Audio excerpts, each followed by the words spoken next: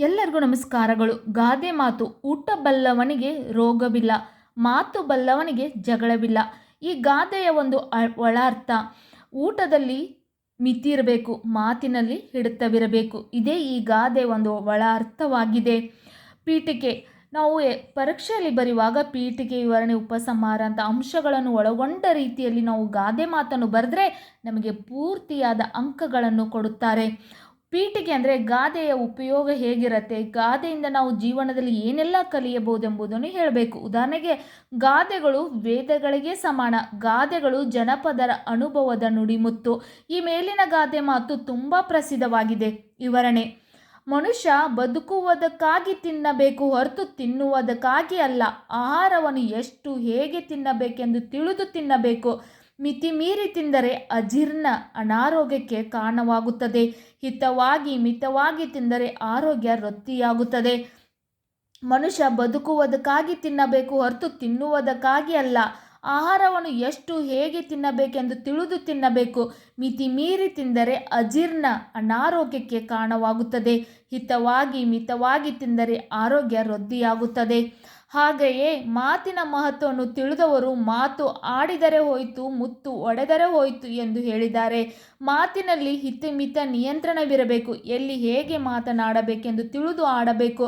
ನಿರಾಂತಕವಾಗಿ ಜೀವಿಸಲು ಈ ಎರಡು ಮಾತುಗಳ ಬಗ್ಗೆ ಮುಂಜಾಗ್ರತೆ ವಹಿಸುವುದು ಲೇಸು. ಇನ್ನು ಹಾಗೆ ಮಾತಿನ ಮಹತ್ವವನ್ನು ತಿಳಿದವರು ಮಾತು ಆಡಿದರೆ ಹೋಯಿತು, ಮುತ್ತು ಒಡೆದರೆ ಹೋಯಿತು ಎಂದು ಹೇಳಿದ್ದಾರೆ. ಇದರ ಅರ್ಥ: ಮಾತಿನಲ್ಲಿ ಹಿತಮಿತ ನಿಯಂತ್ರಣವಿರಬೇಕು. ಎಲ್ಲಿ ಹೇಗೆ ಮಾತನಾಡಬೇಕೆಂದು ತಿಳಿದು ಆಡಬೇಕು.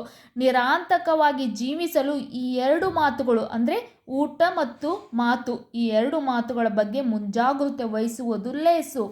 ಉಪಸಂಹಾರ: ಈ ಗಾದೆಯ ಮಾತು ಊಟ ಮತ್ತು ಮಾತಿನ ಮಹತ್ವದ ಬಗ್ಗೆ ತುಂಬ ಚೆನ್ನಾಗಿ ತಿಳಿಸಿಕೊಟ್ಟಿದೆ. ಈ ಗಾದೆ ಮಾತು ಊಟ ಮತ್ತು ಮಾತಿನ ಬಗ್ಗೆ, ಮಾತಿನ ಮಹತ್ವದ ಬಗ್ಗೆ, ಊಟದ ಮಹತ್ವದ ಬಗ್ಗೆ ತುಂಬ ಚೆನ್ನಾಗಿ ತಿಳಿಸಿಕೊಟ್ಟಿದೆ. ಊಟದಲ್ಲಿ ಮಿತಿ ಇರಬೇಕು, ಮಾತಿನಲ್ಲಿ ನಿಯಂತ್ರಣ ಇರಬೇಕು ಎಂದು ಈ ಗಾದೆ ಮಾತಿನ ಅರ್ಥವಾಗಿದೆ.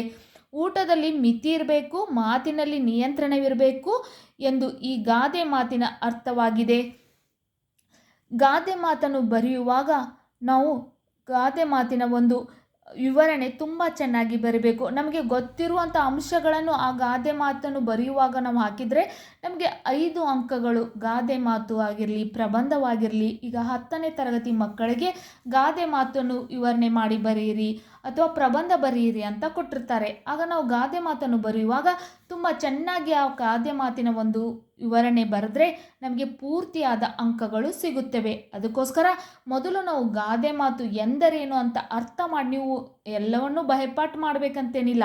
ಆ ಗಾದೆ ಮಾತನ್ನು ಅರ್ಥ ಮಾಡಿಕೊಂಡು ಅದಕ್ಕೆ ಸಂಬಂಧಪಟ್ಟಂಥ ಒಂದು 2-3 ಅಂಶಗಳನ್ನು ಹಾಕುತ್ತಾ ಬರೆದ್ರೆ ಸಾಕು. ಈಗ ಊಟ ಅಂದರೆ ಊಟ ಮಾಡುವಾಗ ಇತಿಮಿತಿ ಇದ್ದರೆ ನಮ್ಮ ಆರೋಗ್ಯ ಚೆನ್ನಾಗಿರುತ್ತೆ. ಅದನ್ನು ನಾವು ತಲೆಯಲ್ಲಿಟ್ಕೊಂಡು ಗಾದೆ ಮಾತನ್ನು ಬರಿಬೇಕು. ಇನ್ನು ರೋಗ ಅಂದರೆ ಊಟ ಬಲ್ಲವನಿಗೆ ರೋಗವಿಲ್ಲ, ಅಂದರೆ ಊಟದಲ್ಲಿ ಇತಿಮಿತಿ ಇದ್ದರೆ ನಮಗೆ ರೋಗ ಬರುವುದಿಲ್ಲ. ಮಾತಿನಲ್ಲಿ ಹಿಡಿತವಿದ್ದರೆ ಯಾವುದೇ ರೀತಿ ಜಗಳವಾಗುವುದಿಲ್ಲ ಎಂಬುದೇ ಈ ಗಾದೆ ಮಾತು ತಿಳಿಸಿಕೊಡುತ್ತೆ. ನಿಮಗೂ ಕೂಡ ಗಾದೆ ಮಾತು ಇಷ್ಟ ಆಗಿದ್ದಲ್ಲಿ ವಿಡಿಯೋಕ್ಕೆ ಲೈಕ್ ಮಾಡಿ, ಶೇರ್ ಮಾಡಿ, ಸಬ್ಸ್ಕ್ರೈಬ್ ಮಾಡಿ. Thank you.